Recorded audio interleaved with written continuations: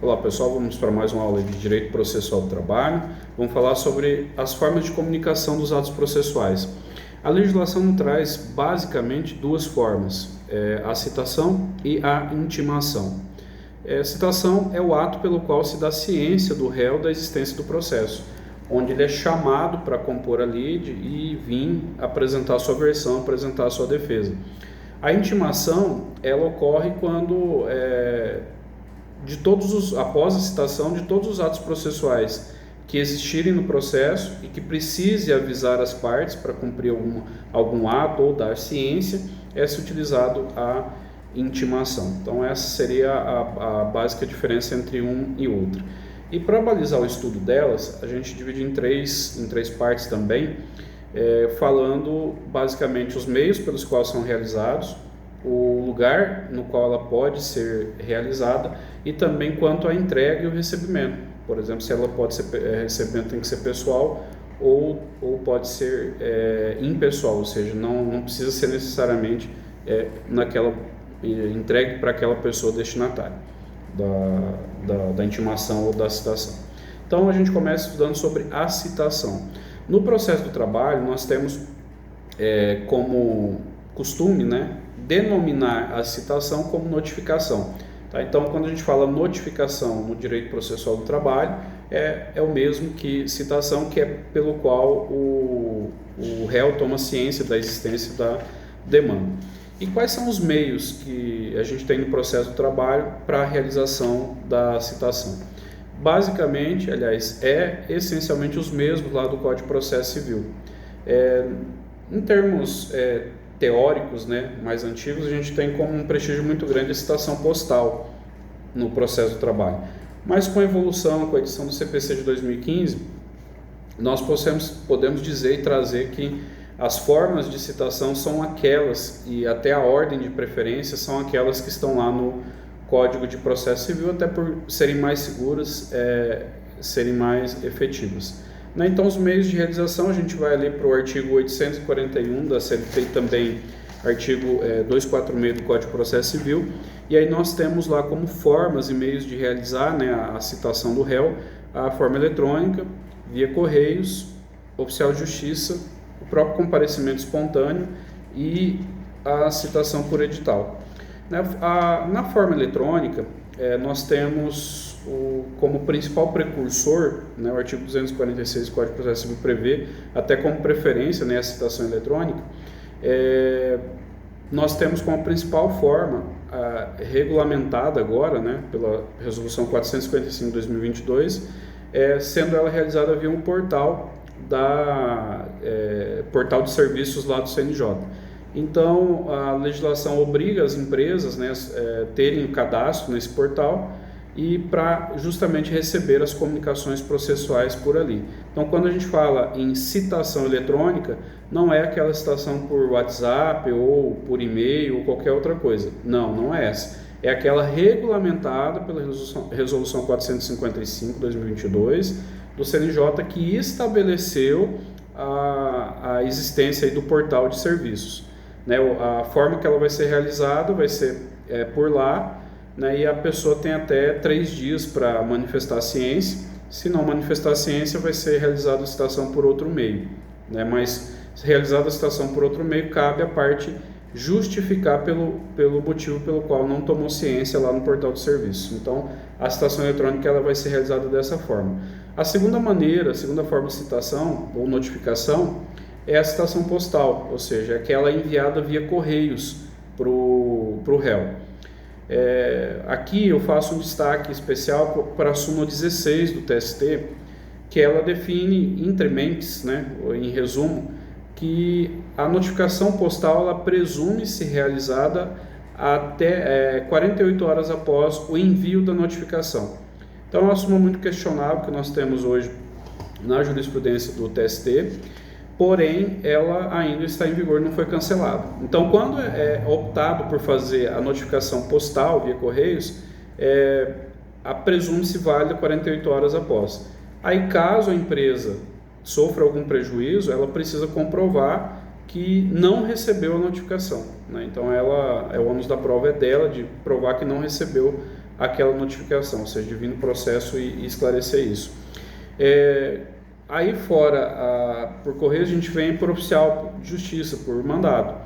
Então, é expedido um mandado pela secretaria e entregue na mão do oficial de justiça, e ele vai diligenciar, vai ir até o endereço e vai tentar promover a citação daquela notificação, a notificação do réu. Tá? Então, é feito dessa forma.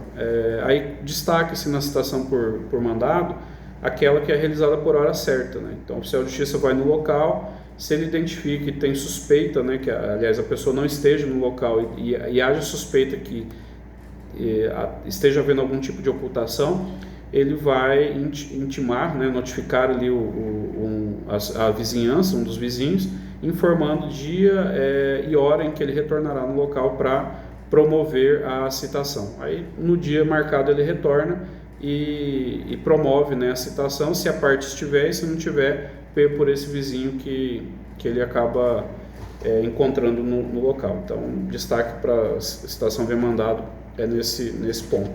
Aí tem o comparecimento espontâneo, que é quando a parte comparece, né, ela, no processo, sem maiores digressões. Então pode a parte ir na secretaria, ir lá e acabar se dando por citado, ou mesmo quando ela constitui advogado no processo com ânimo de se defender. Então aí também pode ser suprida, né, a citação através dessa forma, que é do comparecimento espontâneo.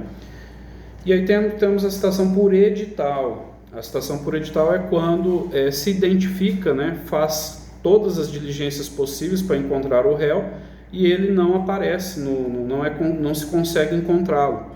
Então, diligencia nos endereços que são indicados na petição inicial, não sendo encontrado, requisitado auxílio dos convênios do Poder Judiciário para que pesquise endereços nos órgãos públicos do réu, feita a pesquisa desses endereços. Se ele não for encontrado, mesmo esses endereços localizados, né, pelos órgãos públicos, aí sim deferida aí a citação por edital deste réu. Então, publica-se o edital por 20 dias, aí passados 20 dias tem-se como efetivamente notificado o réu da demanda.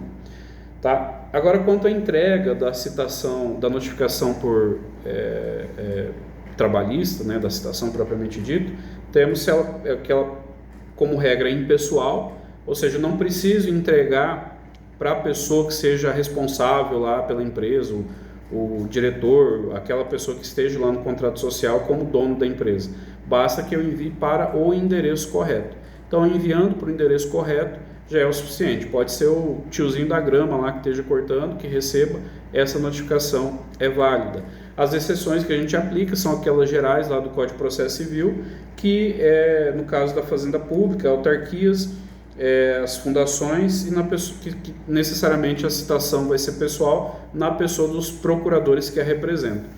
E aí uma situação diferente também que nós temos na execução, que para começar a fase de execução temos uma regra própria na CLT que determina que seja expedida efetivamente a citação para cumprir via mandado. Então aí nesse caso a citação seria efetivamente pessoal.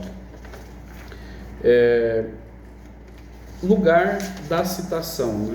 Em que lugar pode ser feita a citação? Em qualquer lugar que se encontre o réu. Essa é a regra, está lá no artigo 243 do Código de Processo Civil.